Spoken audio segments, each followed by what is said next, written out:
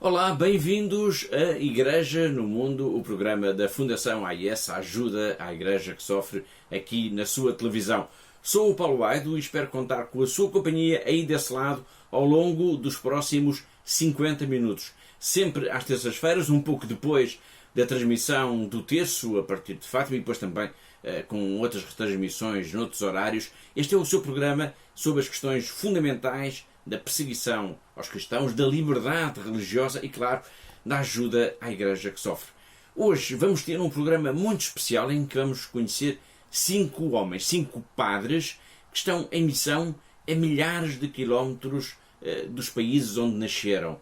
Bom, mas para falarmos sobre estes sacerdotes, sobre o trabalho que eles desenvolvem, vamos ter connosco, e uma vez mais, via Skype, a Catarina Martins de Betancourt, que é a diretora da Fundação AIS em Portugal. Olá, Catarina. Olá, Paulo, e olá também a quem nos chega lá em casa. São, portanto, 5 homens que se enamoraram de Deus e que estão, como eu disse há pouco, em missão a milhares de quilómetros de suas casas. É verdade, Paulo, e nós na Fundação AIS diariamente contactamos com pessoas assim, portanto são padres, são irmãs, são bispos que estão longe do seu país, onde nasceram, mas estão sempre em casa, pois a sua casa, a sua pátria é de facto o povo de Deus e da Igreja. Sim, de facto são 5 padres oriundos de 3 países, Portugal, Itália e França, e que estão atualmente em missão na Etiópia, no Camboja, no Chad e na China, mais concretamente em Macau. Bom, sem desvendar, claro, as histórias que vamos conhecer ao longo deste programa, Catarina, o que é que nós podemos dizer para já sobre estes 5 sacerdotes? Cada um tem a sua própria história, o seu próprio percurso, portanto todos eles vão-nos contar como chegaram ali, aos países onde vivem agora, portanto a Etiópia, o Camboja, o Chad e a China. E há histórias, Paulo, que são muito engraçadas, como por exemplo a do padre Ângelo, que está na Etiópia, sempre bem disposto e que nos confessa que a sua vocação começou na escola, quando tinha apenas 8 anos de idade. Bom, isso é o que se pode chamar uma vocação precoce. Sem dúvida, Paulo, mas ele vai nos contar como tudo aconteceu, como foi interpelado pela professora e como as suas palavras o marcaram tão profundamente. E que outras histórias podemos destacar? Eu posso dizer que são todas estas histórias são de destacar, mas gostaria de facto de sublinhar então a forma entusiasmada como o padre Claro, que está no Chad, fala da sua missão como se fosse sempre uma novidade, ou por exemplo a maneira até serena ou até um pouco distante como o padre Camus, que está agora em Macau, recorda as suas origens, ele que nasceu há quase 90 anos num subúrbio de Paris. Muito bem, são histórias que tenho a certeza os nossos telespectadores vão gostar muito de conhecer. Para já, na primeira parte do nosso programa, vamos conhecer o padre Ângelo, que está na Etiópia, o padre Luca, que está no Camboja, o padre Leonel Claro, que está no Chad, e depois, na segunda parte do nosso programa,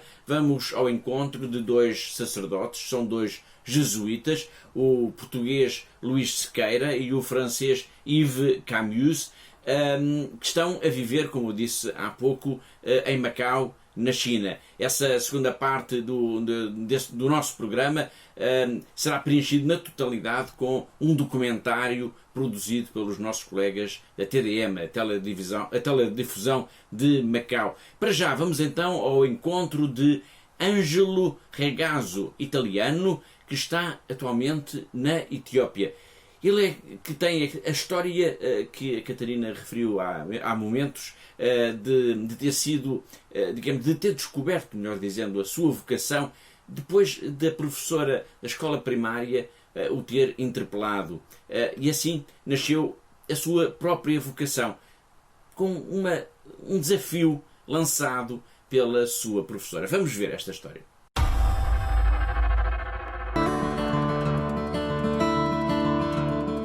I was 8 years old, and the teacher showed us a movie in which there was this little African boy. And this African boy was just eating a living animal, ugly. I felt revolting. When we went back to school, the teacher asked us, what can we do to help this little boy? Then they said immediately, we can sell paper, scratch iron, even pieces of wood. We sell them and we send the money to the missionaries. And the teacher, she looked into my eyes, I will never forget that, and she said, "Bravo, Angelo, but there is a better way. Instead of helping the missionaries, to go to the missions." My God, I was hit so hard.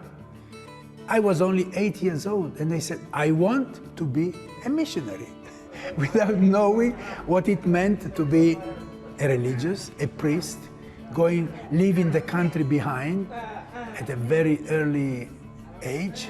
I didn't know, but I said, "I want to be a missionary."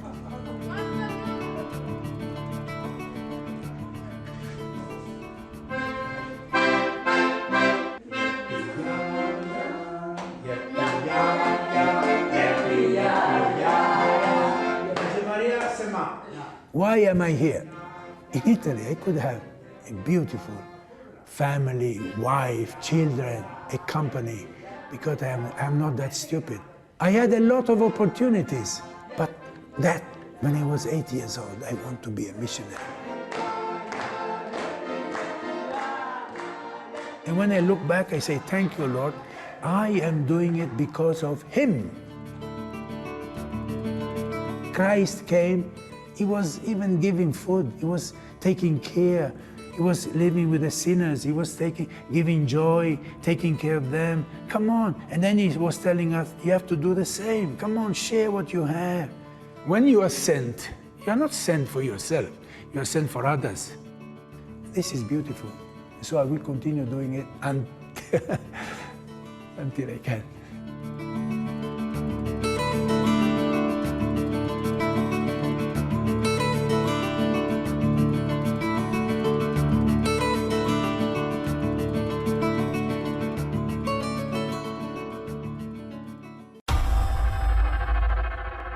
Do padre Ângelo, que está na Etiópia, vamos agora ao encontro do padre Luca, que é um padre italiano, que está no Camboja. E aqui também, Catarina, temos uma história, podemos dizer, muito, muito interessante. É verdade, a começar pela forma como o padre Luca revela o seu desconforto no princípio perante o calor úmido do Camboja, perante a sua ambientação ao outro mundo, a outra cultura e podemos até dizer a outra religião. Sim, na verdade, os cristãos são uma profunda minoria no Camboja. Sim, menos de 3%, e então, se falarmos dos católicos, então serão apenas, não chegam sequer a 1% da população. Portanto, imagine-se o trabalho deste sacerdote italiano, mas que, no entanto, este padre esteve colocado numa missão que tem uma particularidade, que é uma aldeia que é, há cerca de 100 anos, que é uma igreja cristã. E, portanto, é como que uma ilha de fé num país budista, que conheceu também a violência e a perseguição religiosa no tempo dos Khmer Vermelhos. Muito bem, obrigado, Catarina. Agora que já ficamos a conhecer um pouco mais sobre este país, vamos então ao encontro do padre Luca, um italiano no Camboja.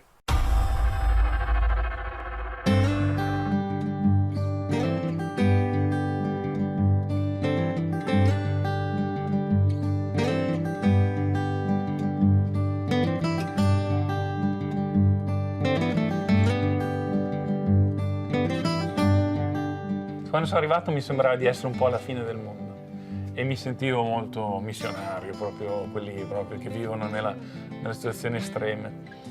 Era molto narcisista come idea di missionario. Adesso che sono qui da vari anni mi sento al centro del mondo, all'ombelico del mondo, si dice in italiano. La prima cosa che ho capito, prima di tutto, è esserci, fisicamente, no? Essere qua. È l'incarnazione, cioè essere con la propria carne. Io sono qui col mio corpo. Il mio corpo che ci ha messo molto ad adattarsi. Il mio corpo ci sta, ma il rischio è che il cuore sia da un'altra parte, per cui con internet, cioè il rischio di essere veramente da un'altra parte. Ecco, quello che cerco di fare è di essere presente col corpo e col cuore per queste persone. No.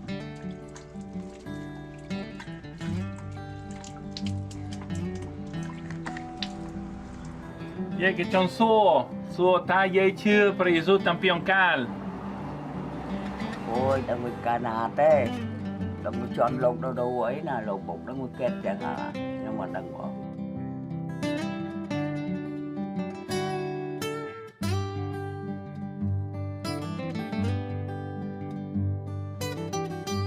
Siamo una piccola presenza, siamo i cattolici in Cambogia 0,15%. Questo è un villaggio cristiano, è conosciuto da secoli.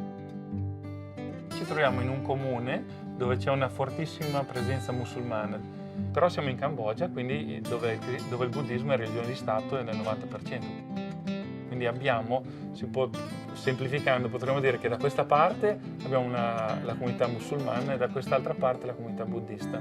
Ecco, siamo tra questi due poli. Il buddismo è dove l'uomo è presente, quasi senza Dio. Nell'Islam a volte si ha l'impressione che sia Dio senza l'uomo, semplificando. E noi siamo Dio e l'uomo abbracciati insieme, no? In Gesù. Io percepisco veramente il dono che siamo in questo luogo.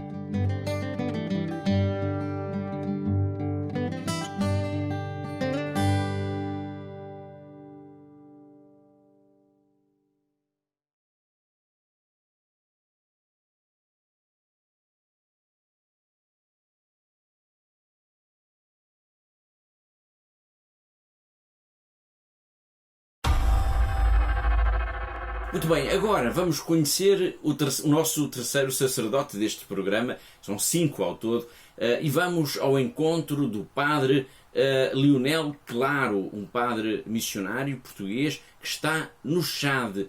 Catarina, o que é que nós podemos dizer sobre este sacerdote? Não é preciso dizer muito, basta escutá-lo. Portanto, irão perceber logo desde o início este entusiasmo das palavras, a forma como este padre encara de facto a sua missão. Ele está no Chad, portanto, que é, podemos dizer de certa forma, um regresso, uma vez que já esteve neste país africano durante uma década, entre 1994 e 2004. Depois voltou a Portugal, onde trabalhou também na Pastoral Vocacional Juvenil dos Missionários Combonianos, a sua congregação, até ser chamado de novo para o Chad, agora em 2016. Portanto, o padre Lionel Claro também é um dos animadores da banda Missio, uma banda de música pop-rock de inspiração cristã. E isso ajuda e claramente muito para perceber melhor, para conhecer melhor este missionário comboniano português em terras de África. Olá, eu chamo-me Lionel Claro, sou padre missionário comboniano, presentemente a trabalhar no Chad, um país do centro da África. Trabalhei durante 10 anos na paróquia de Moissalá, na diocese de Sar, e de 94 a 2004, e presentemente encontro-me em Donamangá, na diocese de Lai, desde 2016. Somos 3 combonianos, um espanhol, um togolês e eu, português, numa paróquia de 2.000 km², mais ou menos 2/3 ou 3/4 da diocese do Porto, por exemplo, com mais de 80 comunidades, 80 aldeias onde existem cristãos que formam pequenas comunidades, que nós chamamos comunidades eclesiais de base, à volta de uma capela, com todas as atividades que têm as comunidades numa paróquia: catequese, liturgia, reuniões, formação, trabalhos, enfim, toda uma vida cristã. Para mim, a missão hoje podíamos resumir muito rapidamente numa frase de São Pedro: é partilhar as razões da nossa esperança, partilhar as razões da minha esperança, da minha vida, aquilo que me faz viver, que me faz correr, que me faz rir, que me faz ir ao encontro dos outros. No fundo, Jesus Cristo. Jesus Cristo, que é o rosto, que manifesta o rosto da misericórdia de Deus, que alcança toda a humanidade. A nossa prioridade, digamos assim, a prioridade das prioridades, se quisermos, é a formação. Formação a todos os níveis. Formação catequética, bíblica, litúrgica, sacramental, social, promoção humana, sobretudo a nível da saúde, da educação e da agricultura. Portanto, é uma formação abrangente, e para isso nós temos na paróquia um centro de formação com 16 casas, que acolhe casais, que acolhe pessoas que vêm para meses ou semanas de formação a todos os níveis, mesmo familiar, higiene, puericultura, etc. Mesmo alimentação. Já lá estou há 2 anos agora, portanto são 12 já no Chad. Volto para lá porque depois de um pequeno período de férias, volto para o Chad. Conto com, e contamos todos nós, com as vossas orações. Nós também rezamos por vós. Mas se não temos pessoas, se não temos na retaguarda gente que com a sua solicitude, com a sua solidariedade, com a sua oração, com a sua compaixão, intercedem por nós, o nosso esforço seria vão, porque não teríamos a coragem de responder afirmativamente ao convite e ao apelo do Senhor. Portanto, nós contamos com a vossa oração, contai também com a nossa, nós rezamos por vós, e é isto que faz a comunhão de nós, cristãos, filhos de Deus, mesmo longe, separados uns dos outros, mas trabalhando todos para o mesmo projeto, o projeto de Deus, que é a humanidade de pé, a humanidade feliz, a humanidade em graça, uns à sua maneira, cada um à sua maneira, nós lá na missão, vós por aqui, ou no outro lado, solidários, comprometidos nas vossas comunidades paroquiais, nas vossas famílias, nos vossos movimentos. Rezem por nós, nós rezamos por vós, e que Deus vos abençoe a todos. Depois temos escutado o padre Lionel Claro, um padre missionário português no Chad, em África. Chegamos então ao fim da primeira parte do nosso programa, mas deixe ficar por aí, porque voltamos já a seguida, depois de um breve intervalo. Olá de novo, está a ver Igreja no Mundo, o programa da Fundação AIS, ajuda à Igreja que sofre, aqui na sua televisão. Sou o Paulo Aido, comigo via Skype está a diretora da Fundação AIS, a Catarina Martins de Betancourt, e agora nesta segunda parte do nosso programa, deste programa especial, vamos conhecer 2 sacerdotes. Vamos até terras da China, mais concretamente vamos até Macau. Macau que desde o século XVI tem sido considerado como uma porta para a missionação da China. As famosas ruínas de São Paulo, um templo erguido precisamente pelos jesuítas em 1594, e que é ainda hoje talvez o mais poderoso ex-libris deste território, é a imagem de marca de Macau. Portanto, essas ruínas de São Paulo são a prova, digamos, dessa presença bem antiga, neste caso dos portugueses, mas também da Igreja nestas terras da China, mesmo à porta da China. Agora que estamos no início da segunda década do século XX, em 2020, Macau voltou, Catarina, a ser considerada como uma terra muito importante, digamos, um ponto-chave para a vida da Igreja Católica, quando se fala na China, quando se fala até, podemos dizê-lo, de toda a Ásia. É verdade, portanto, o acordo provisório assinado entre a Santa Sé e a China para a nomeação dos bispos católicos para a China, de que já falámos aqui tantas vezes no nosso programa, é sinal disso. Mas Macau também ocupa um lugar muito especial na China. Isto porque, por exemplo, Macau tem a única universidade católica da China, a Universidade de São José, que teve como reitor até há bem pouco tempo o nosso tão conhecido padre Peter Stilwell, do Patriarcado de Lisboa, e tem também o peso da própria história, portanto, que está presente, por exemplo, nas ruínas de São Paulo, nas muitas igrejas, no seminário e até nas tradições religiosas em que o povo católico vem para as ruas em peregrinação ou celebra, por exemplo, as aparições de Fátima. Sinal também dessa importância de Macau, o Vaticano criou recentemente o Colégio Redemptoris Mater para a evangelização da Ásia. Bom, e onde é que fica esse colégio? Fica em Macau. Estamos a sublinhar uma vez mais a importância que este minúsculo território, que foi uma antiga colónia portuguesa, tem para a Igreja, tem para o próprio Ocidente, quando se fala na gigantesca China. Muito bem, os nossos colegas da TDM, a Teledifusão de Macau, a televisão de Macau, falaram com 2 sacerdotes. Eles fizeram um grande documentário que vamos ver agora na íntegra nesta segunda parte do nosso programa. 2 sacerdotes que são 2 jesuítas que vivem neste território, estamos a falar de Macau, já há alguns anos. Um é português é o padre Luís Sequeira e é também atualmente o diretor espiritual do colégio que acabámos de falar, o Colégio Redemptoris Mater. O outro é francês, é o padre Yves Camus.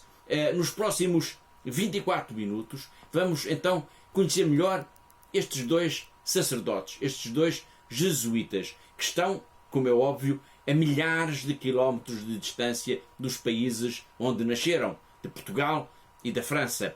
Este é um trabalho em que eles vão falar não só da sua própria experiência pessoal, da descoberta, da vocação, do trabalho que os levou, neste caso até terras da China, mas também do passado e dos desafios para a Igreja nesta região tão particular e tão importante para o futuro da Igreja Católica no mundo. Bom, é um trabalho da jornalista Ana Isabel Dias. A sua atenção.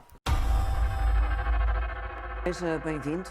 Macau desempenhou um papel histórico fulcral para a missionação católica no Extremo Oriente, particularmente na China.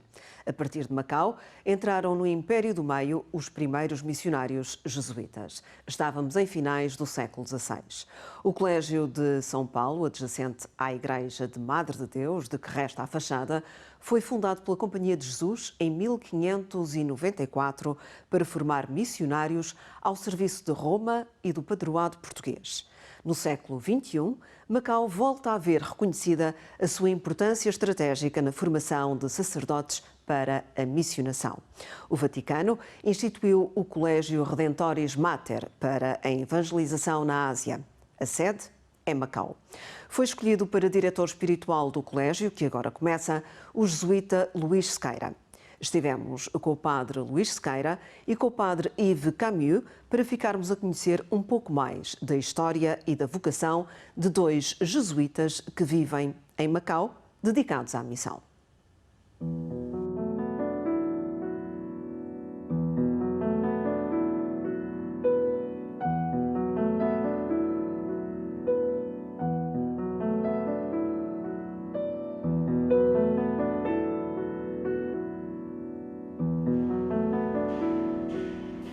É conhecida a ligação histórica de Macau à Companhia de Jesus. A vocação, a missão e o entendimento da Ásia levaram-nos à conversa com dois jesuítas que deixaram a terra natal sem regresso marcado. Completaram, respectivamente, 50 e 70 anos ao serviço da Companhia de Jesus e, por isso, foram homenageados em missa de ação de graças presidida pelo Superior-Geral, que veio propositadamente a Macau para a cerimónia na Igreja do Seminário de São José. No lado oposto ao Seminário de São José, no Largo de Santo Agostinho, fica a residência dos jesuítas, onde fomos ao encontro dos padres Luís Sequeira e Yves Camus.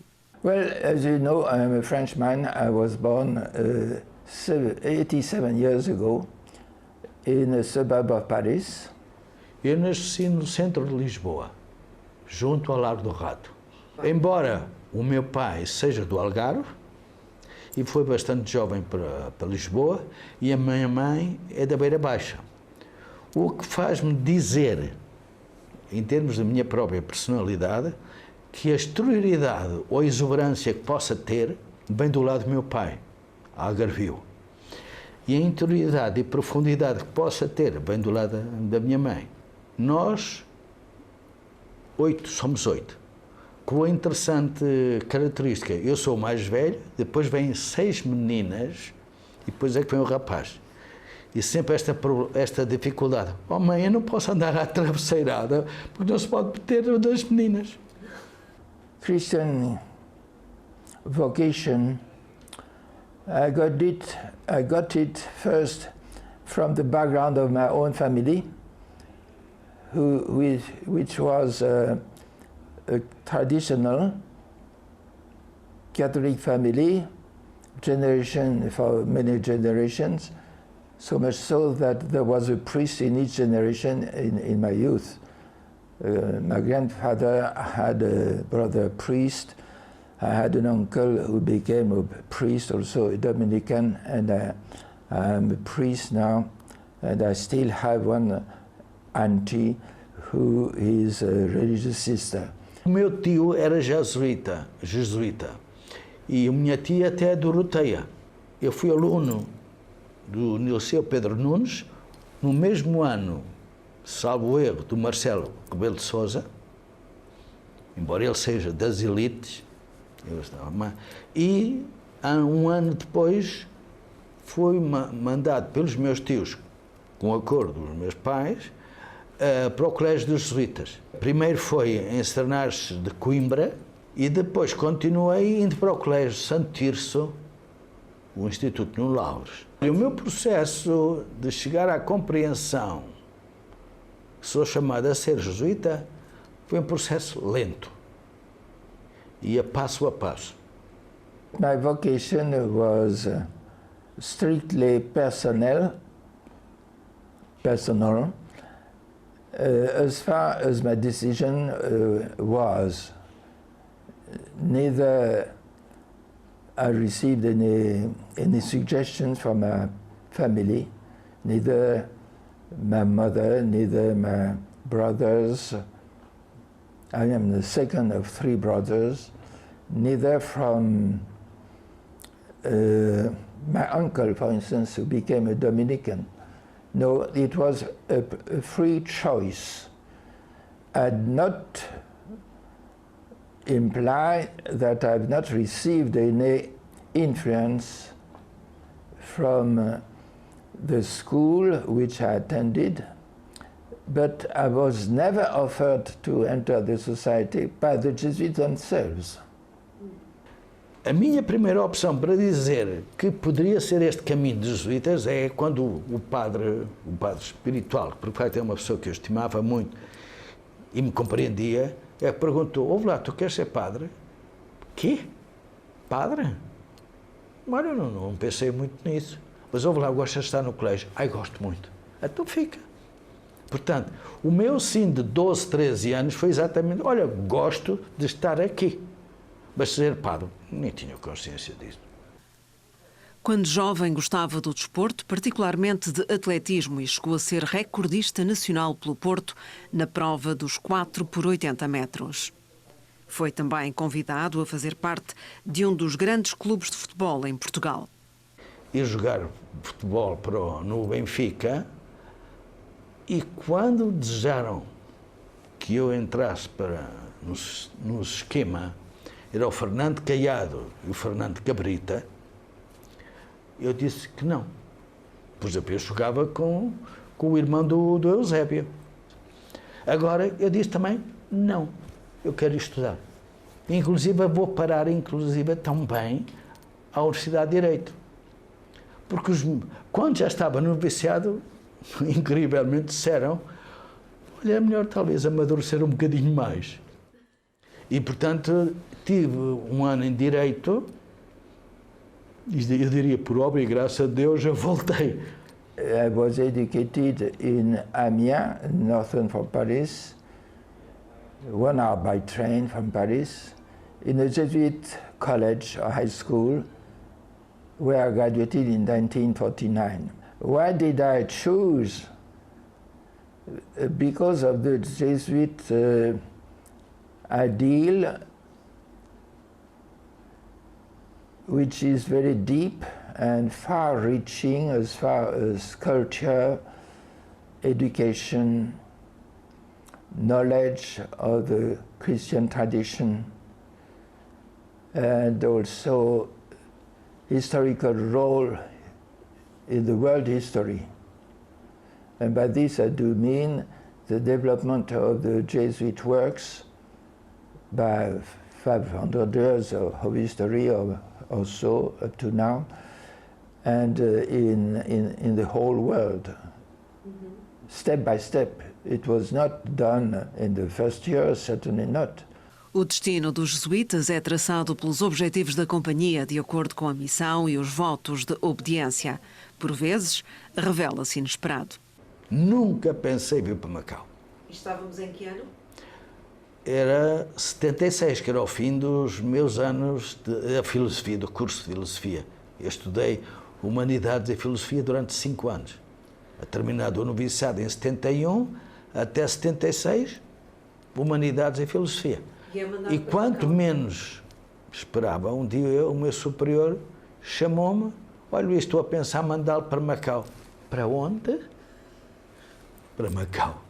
Está bem, olha, eu não vejo claro, mas se você ver claro, eu obedeço. Mas muito consciente de uma coisa, um jesuíta tem que estar preparado para a missão. Veja ou não veja claro, mas entenda que diante de Deus tem sentido. E foi isso que me motivou, que é o que nós chamamos o quarto voto de obediência dos jesuítas, que é ao Papa e às missões da Igreja. In 1951 or 52, the superior of the mission in Japan, it seems to me that he was on that position, Father Pedro Arrupe, wrote a letter to the whole society asking for young Jesuits to volunteer to go to Japan to help him in serving the Japanese society and the Christian communities in Japan in the very sad atmosphere that was in Japan at that time after the Second World War. And the defeat of Japan was certainly very deeply felt in the families. So I volunteered, but my letter was immediately refused because of the superior said, because of the need of priests in France, which was really a need. But I insisted year by year, all along my formation. Insistiu durante 14 anos e ficou o interesse pelo Oriente. Depois de cursar Filosofia e Teologia, acabou por ser enviado para Taiwan, onde estudou budismo chinês na Universidade Nacional, em Taipei. Knowing Christian tradition, I was more interested not to look for differences, but to look for what the tradition of so-called Buddhism, which means the awakening to a deeper level of human life or reality. The differences were not attracting me first, no matter they are or are not. Acabou por ficar 30 anos em Taiwan, onde viria a participar na conclusão daquele que constitui o mais completo dicionário da língua e cultura chinesas para uma língua ocidental, a francesa. Seguindo o dicionário Ricci dos caracteres chineses, que apresenta 13.500 caracteres e respectiva etimologia, o grande Ricci da língua chinesa apresenta-se como obra enciclopédica. São 7 volumes com mais de uma centena de temas dos mais diversos ramos do saber dentro da cultura chinesa. Resulta de muitas décadas da recolha de registros manuscritos de jesuítas na China. Em 1985, com ajuda informática, o padre Yves deitou mãos à obra e seguiram-se 13 anos de intenso trabalho que envolveu equipas em Taipei e Paris. I was revising the work made on computers by 4 secretaries who were imputing from manuscript data into the computers what has been prepared by a team of researchers for 50 years or so, mainly at the very beginning on China mainland during the Civil War, secondly in Macau, where the first manuscript notes arrived when the Jesuits were expelled from China, and later in Taichung, where there was a team of about in between 5 and 10 researchers.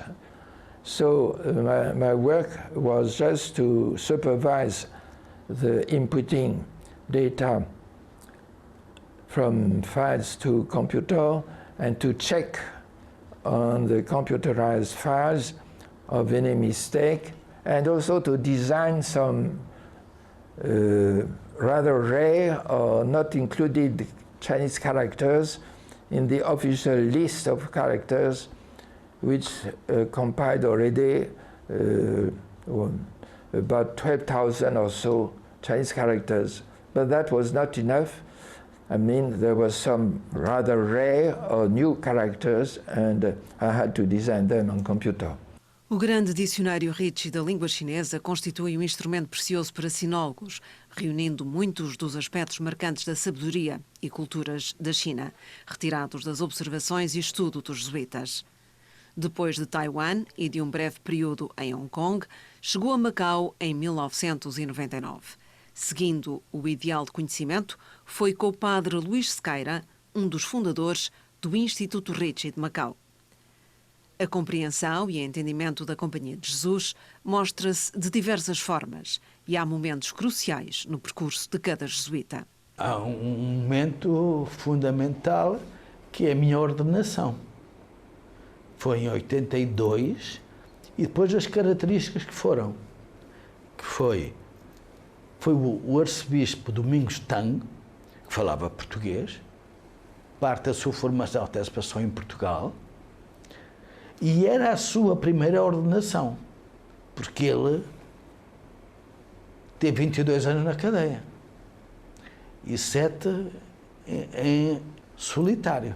Na cadeia da China? Sim, no interior da China, depois da história do regime comunista na China. E ele saiu em 81. Posso dizer que tornámos muito amigos. Diversas coisas eu me facilitava em ajudar. Claro que ele também era uma excelente pessoa. Um grande sacerdote, um grande jesuíta e tal. E fico muito contente. A sua primeira vocação, a sua primeira ordenação ter sido eu. Mas com este aspecto, que é a problemática de fundo da Igreja da China. É um bispo chinês ordenar um estrangeiro. Ora, exatamente a tensão no interior da China é esta relação entre a dimensão local chinesa e a dimensão universal do estrangeiro.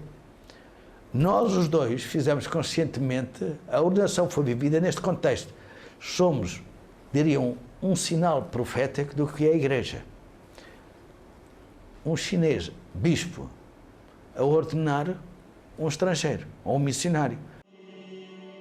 Pouco depois foi enviado para o primeiro retiro espiritual com as Irmãs Missionárias da Caridade, momento a partir do qual viria a ser conduzido à Madre Teresa de Calcutá, figura que considera a revelação divina. Bem, sem dúvida nenhuma que é uma notável manifestação da presença de Deus, concretizado pelo serviço dos mais pobres. Porque eu tive também a possibilidade de ir a Calcutá, orientar um retiro que, surpreendentemente, a Madre Teresa estava lá no seu cantinho também a ouvir. Deus o sabe. Ficou a ligação a Madre Teresa de Calcutá, Nobel da Paz e proclamada santa pelo Papa Francisco em 2016. Ficou também a entrega aos retiros espirituais que o fizeram correr mundo. Quando se trabalha na linha dos retiros, a gente, principalmente na minha perspectiva e na minha maneira de estar, trabalha sempre nas grandes profundidades da alma humana, acompanhando os desejos profundos das irmãs. Eu estou a tocar o carisma. Mas se o carisma tem ainda a pessoa que encarnou o carisma por vocação, como é a Madre Teresa, eu tive momentos que falava do carisma com ela. Eu vinha do retiro a dizer, olha isto. Por exemplo, o conhecimento pessoal como a graça do Espírito Santo. E eu punha-lhe a questão. Ou a falar da angústia. Eu falava da angústia, ela falava do I thirst. Eu tenho sede. Eu, por exemplo, como trazia a dimensão humana, a consultar se a dimensão mística está correta. Mas eu tive a graça de poder dialogar de tempos a tempos com a Madre Teresa. O diálogo com a Madre Teresa de Calcutá continuou, mesmo após a morte da missionária há 22 anos. Foi por ela que chamou quando, em 2007, sofreu um grave acidente vascular, a que milagrosamente sobreviveu.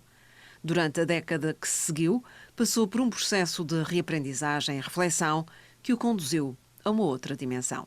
Passei pelo vale da angústia e do vazio, isso é verdade. Que não é brincadeira. mas para perceber aos pouquinhos um outro horizonte que se abre, que eu diria a chamar a atenção, uma coisa que eu sempre gostei, mas não tinha assim uma missão imediata. Eu sempre gostei de orientar retiros, acompanhar pessoas, mas não tinha como primeira missão fazer isso. Eu chamava sempre o meu ministério escondido. Revelado o mistério, chega o convite para uma nova missão. Acabo de receber uma missão, até ligada com o sentido de obediência ao Papa, com responsabilidades, diria, com pessoas em autoridade e responsabilidades, que fui escolhido e chamado a fazer de diretor espiritual de um seminário internacional que se vai abrir aqui. Trata-se do Colégio Redentoris Mater, instituído pelo Vaticano para a evangelização na Ásia. O objetivo é preparar futuros sacerdotes para a missionação no âmbito do novo entendimento da Propaganda Fide, Congregação para a Propagação da Fé. O seminário traz estudantes oriundos de vários países. A escolha de Macau segue uma lógica histórica, dado o papel que o território desempenhou para a missão da Igreja Católica no Oriente, lançada pelos jesuítas. A Macau estão ligados jesuítas de importância incontornável na história da missionação na China, a partir do século XVI. Alexandre Valignano, Miguel Ruggieri e Mateus Ricci, o primeiro ocidental a entrar na cidade proibida e que permaneceu em Pequim com o apoio do imperador. Matteo Ricci explored and discovered, and his followers continued the same, even up to the point of stirring up a controversy, the topic of which was how to interpret the ways Chinese have their own rights. And I'm using this expression to speak about the Chinese rights controversy. That was a controversy, the origin of which was what the Jesuits have explored and tried to understand and tried to interpret properly without confusing what is Chinese and what is Christian. And this controversy has been the origin of a deep historical crisis, up to the point as worldwide the Society of Jesus has been suppressed, juridically suppressed, for 40 years. Depois de restabelecida em 1814, a Companhia de Jesus teve de se reorganizar e só em meados do século XIX regressariam à China os primeiros missionários jesuítas. To restore the Society of Jesus was only to sign a kind of edict. No, it had to be reassembled, it had to be not reformed, but formed again in their own tradition. It had to be to recover their own spirituality. The texts that had been published, what the Jesuits in the 17th and 18th century, or surtout 18th century, have been researching in spiritual experience, spiritual research also, etc. So these Jesuits, the first so-called missionaries who arrived in China in the middle of the 19th century, 1852, had also to re-explore what China had become under the Qing dynasty. And this exploration continues. We have to learn before to teach. No século XXI, numa China diferente perante o mundo, o carisma dos jesuítas mantém-se. We have to continue to explore so that we could keep in contact and discover how best or how better we could be in contact. But we, I mean, the Chinese world, the Chinese nation, the Chinese society, and also the Western world, etc., etc. Com todas as vicissitudes da história, por Macau, a missão continua.